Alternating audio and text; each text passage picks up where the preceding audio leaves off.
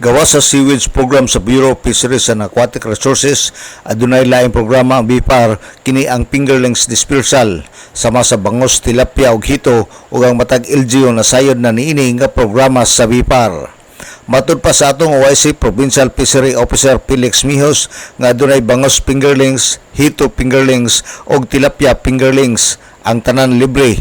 Ang counterpart sa beneficiary ang silupin lang ug ang pag-apel niini ang beneficiary muduo lang sa LGU o ang LGU mo'y mo endorse ngadto sa provincial government pinaagi ni Governor Henry Uminal o mo endorse na pod ang governor padulong sa BIPAR. Naatay regular program which is kaning fingerling dispersal from bangos, tilapia and hito.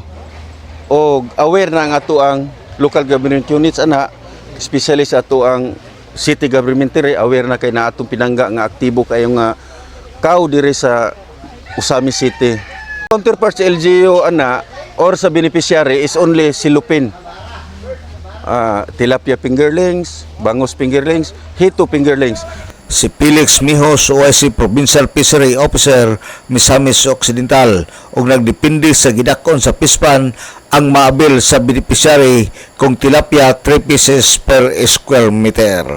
Alang sa DX Dili Radio Campana, radio sa simbahan, WD45 Dudong Bargamento, muluyog sa ika-75 nga jubileo sa simbahan sa Archdiocese sa Osamis, Danag, Sarakwayan.